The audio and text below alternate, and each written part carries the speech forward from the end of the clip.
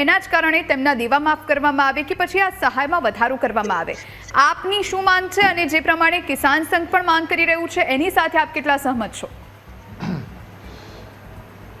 નહીં, જોઈ સ્પષ્ટ વાત કરવા માંગુ છું કે ભારતીય રાષ્ટ્રીય કોંગ્રેસના આંદોલન અને અમારા પ્રદેશ પ્રમુખ માનનીય અમિત ચાવડા સાહેબે જે રીતે 6 તારીખથી આ કિસાન આક્રોશ યાત્રાનું સૌરાષ્ટ્રથી લઈને આખા ગુજરાતમાં જે આયોજન કર્યું, એનાથી ગભરાઈને મોટા ઉપાડે આ ગુજરાત સરકારે 10,000 કરોડનું ઐતિહાસિક પેકેજ ખેડૂતોને સહાયના નામે જાહેર તો કર્યું, પરંતુ આ ક્રોનિક કેપિટલિઝમને સપોર્ટ કરવાવાળી આ ગુજરાત સરકાર અને ભારત સરકાર જે લોકો 5 થી 10 એમના વાલા એવા બિઝનેસમેનોના 25 લાખ કરોડથી વધારેનું દેવું માફ કરી શકતા હોય, પણ ગુજરાતના 54 લાખ ખેડૂતોનું સંસદમાં આપેલા આંકડા પ્રમાણે 2,30,000 કરોડનું દેવું ક્યારે માફ નહીં કરે?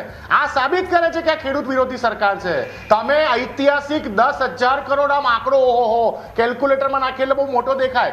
અરે જુઈ, ગુજરાતમાં 122 લાખ હેક્ટર ખેતી લાયક જમીન છે અને સરકાર 40 લાખ હેક્ટરને આ સહાય આપવાની વાત કરે છે. એટલે 30%થી પણ ઓછા ખેડૂતોને આ સહાય મળશે. કેટલા ખેડૂતો રહી જશે?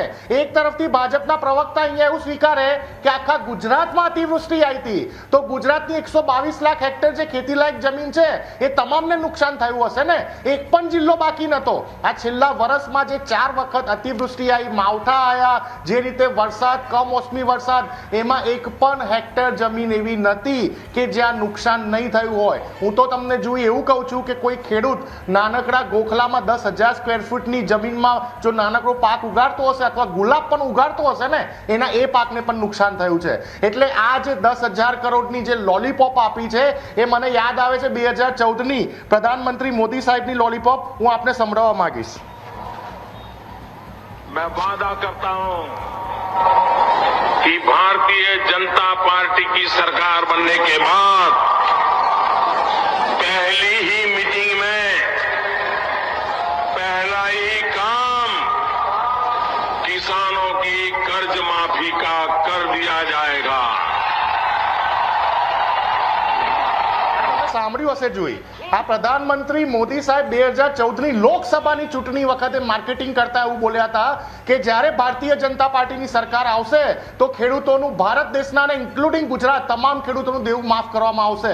તે લોકો તો બોલ્યા હતા, એમને તો પ્રોમિસ આપી, તેમ છતાં 11 વર્ષમાં એક પણ વખત ખેડૂતનું દેવું માફ નથી થયું. જ્યારે પ્રધાનમંત્રી મનમોહન સિંહજીની સરકારમાં 72,000 કરોડનું ખેડૂતોનું દેવું માફ થઈ શકતું હોય તો કેમ નહીં? બીજું ઉદાહરણ આપું કે આ લોકો ખેડૂત વિરોધી માનસિકતા કેમ ધરાવે છે.